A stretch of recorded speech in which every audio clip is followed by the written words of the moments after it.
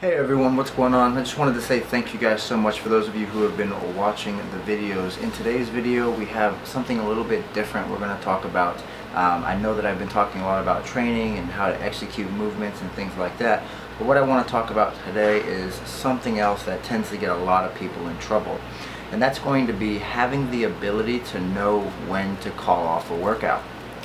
This workout was scheduled for a specific type of lift, specific sets, reps, weight used, and it didn't take long before I knew that today just was not the day that these lifts were going to be performed. Even during the warm-up, I knew that I wasn't getting myself into the right positions. The day before that, I actually ended up doing about 2 hours of cardio on mistake. Not necessarily a mistake, but I just got carried away talking on the phone to a lot of my clients. And lo and behold, I ended up doing over 2 hours of cardio that day, and I know that that negatively impacted me. But at the same time, I won talking to my clients, so all in all, it was still good. My hope for this video, guys, is to be able to shed some light on maybe your training and understanding that when you're not feeling your best, when you can't get into the right positions, when you can't get your muscles into full range of motion, to think twice and reconsider the workout. The reason is that oftentimes when we take on workouts and they're super high volume, on this day I was scheduled to hit, I believe it was 260 on squat for 3 to 4 sets of 8 repetitions, and I knew that was just not going to happen. But how many people just continue to fight past that? How many people just continue to go in and just beat the crap out of themselves over and over and over, accruing so much more volume than your body is wanting to handle at that specific time?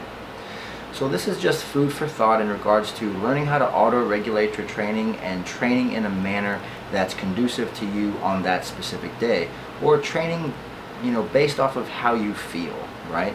And on this day, I just knew that today was not the day. So what I did was I helped myself by avoiding the potential of creating any kind of injury, and I just opted out to do one top set with a relatively heavy weight, making sure that I was in complete control of the movement. So here's the workout, guys. You guys are going to see that things were much different than they were last week, but obviously that's because I adjusted it myself. A very helpful tool that I think will help a ton of you. So without further ado, here's the video.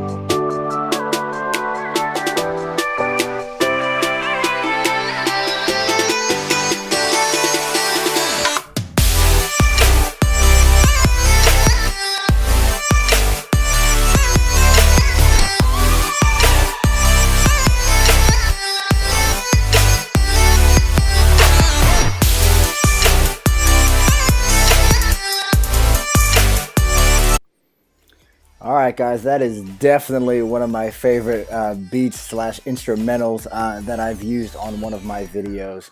I'm sure you guys enjoyed that too. So here we go. First exercise is actually a superset where what we're doing is we're actually priming the muscles we're supposed to be using on this leg day.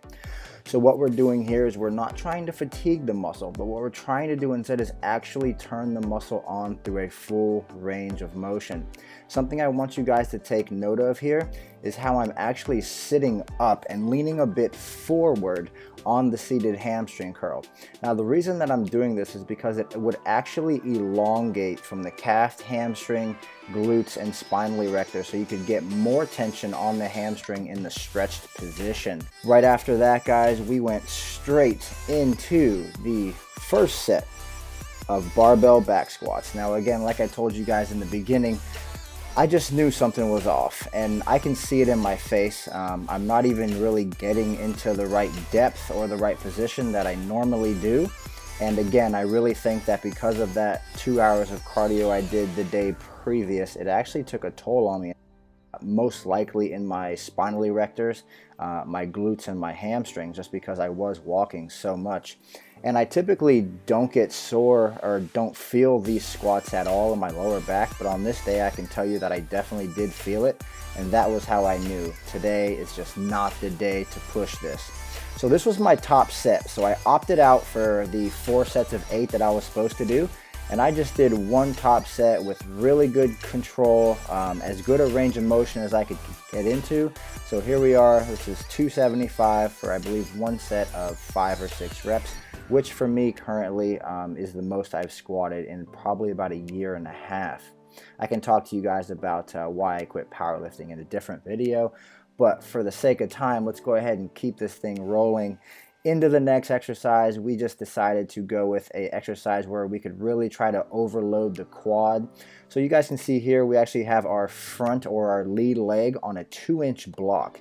Now the reason for this is because when you can elevate that foot a little bit higher, you can get into a better range of motion, so you can get the quad into more of a stretched position at the bottom. You can see there the hip insertion is actually going right below the kneecap, which is exactly what I want to be able to overload the quad to its maximum ability. Now I do believe I took this set just about super close to failure. I actually believe I did fail on this set. So I actually have my left leg's actually smaller than my right leg. So I've been purposely taking the time to really try to test the waters on that leg, to really try to force some stimulus there to get it to grow. The reason for that we can talk about in another video, but I have had 2 total knee reconstructions and basically all football injuries. So here we go, guys. You can watch me fail on my last set. Come on, come on. Nope. Had to dump it there, guys. Had to dump it. The quad was done. All right, so because I did not work out on Monday, I actually had to fit in some chest work on Tuesday. So this was the first training day of the week, and we started out here with some incline barbell bench press on the Smith machine, just because I did not have a spotter, and you know, had it been that I got myself in a pretty bad position, I did not want to have to deal with that. So that set just did not feel good, guys. It didn't feel good at all. So what I did was I kind of thought, and I realized that the reason it doesn't feel good is because I haven't signaled to turn on my pecs. So that's exactly what I'm doing here. You guys can see I'm taking my muscles from an extreme stretched position all the way to an extreme flexed position, contracted position, and squeezing my hands together as hard as I absolutely can as a means to, again, send some neurological signaling from my brain to my pecs, telling my body, hey, you need to turn these muscles on because we are about to go to work. And this set, the next set right after I did that, contraction felt amazing. And at this point in time, I knew, I'm like, all right, I needed to turn those muscles on. That's exactly what I needed to be able to perform this workout. And we decided to add some weight to the bar. So we went ahead and went with 185 pounds here. And I do believe that this is the set that I really decided to push. I decided to push the gas here. I realized that I was low on time, and something that I've been actually trying to do in the gym periodically with specific muscle groups is I've actually been trying to see what's the minimal effective dose of volume and intensity that I can get away with and still get sore.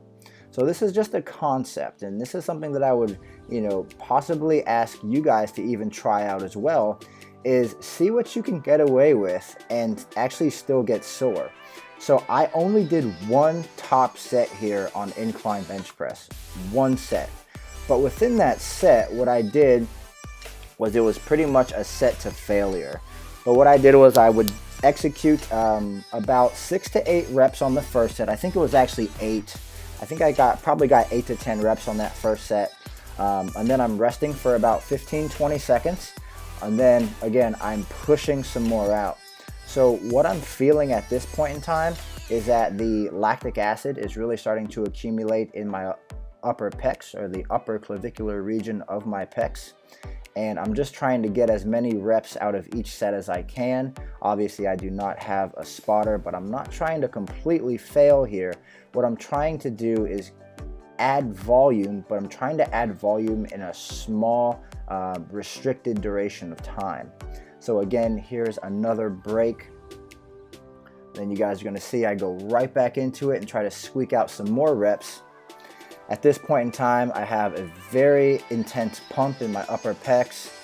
I'm starting to really feel fatigue, but I'm not resting enough to replenish my phosphocreatine stores.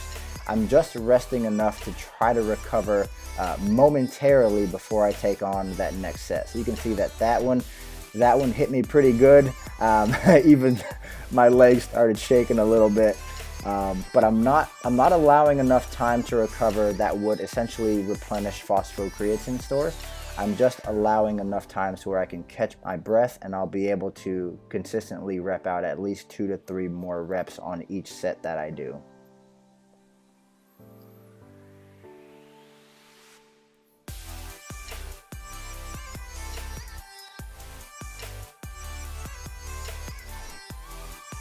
Something else you guys are going to notice here is that my feet are actually elevated and they're not on the ground. The main reason for this is pretty much because I want to keep my back flat against the bench the entire time. Now, why would I want to do that? I think a lot of people fail to realize how important your pelvis position is when you're doing an incline bench press, and essentially, not placing too much torque or not too much rounding on your spine. So if my feet were on the ground and I had my shoulder blades completely pinched into the bench and I'm driving my feet through the ground and I'm arching my back a lot, that could potentially put my back in a vulnerable position, which I wouldn't want that, just because I have had a lot of L4 and L5 issues over my training career. So if you also have some type of L4 or L5 issues, I would actually recommend that you elevate your feet even on the flat bench. So you could elevate your feet on the flat bench, or you can elevate your feet on the incline as a means to put your pelvis in a better position so that you don't have to put all of that arch in your lower back. Alright, so that wrapped up the incline, and obviously here we are moving on to flat bench, and this was just to create a lot of metabolic stress. So I'm in the understanding right now that my body's fatigued, I'm not going to be able to lift heavy. What can I do to create some damage? What can I do to create metabolic stress? Because obviously in this situation, I was not in a position to really try to focus on mechanical tension or lifting heavy loads for a lower amount of reps. So what I did was I said, you know what? I'm going to try to cause as much damage to my pecs as I can in a relatively short amount of time. And this was the best way that I found to do that. I ended up doing, I believe, a couple warm-up sets, and then I just did one peak set where I did the same thing as I did on incline, but I just did one peak set, and I'm really trying to isolate my pecs by driving my femurs out and away from my body. You guys can see that on that overhead view, the barbell was only about 2 inches under my clavicle. And when your femurs are spread out like that, it actually allows you to recruit more of your upper clavicular region of your pecs. Now, it does depend on the individual, because some individuals' pecs, the actual musculature from origin to insertion, actually run up, or they're not as straight across as some other people's pecs. So that's something to have to take notice of when you are training your chest. So again, this is just an all-out set, guys. This is like, I'm trying to accumulate as much metabolic stress as I can in a very short amount of time. I believe I was able to complete the incline bench and this flat bench series in probably about 15-20 minutes. And I can tell you right now that today, the day after I did this, my chest is sore. So therefore, that tells me that I did enough work to get my pec fiber sore, and obviously through the ingestion of protein and activating muscle protein synthesis, we can actually start to accumulate some gains. So this is the last set, guys, and I'm just giving it everything I got and racking, realizing, all right, chest is super pumped. Let me try to figure a way out of this machine. And I just flopped myself on the ground. So thank you guys so much for checking out this video. I really appreciate it, and I hope you guys have a great day, and definitely look forward to the next one. Have a great day, everybody. And please, if you have any questions at all, please feel free to comment down below, and I'd love to connect with you here. Thank you. Bye.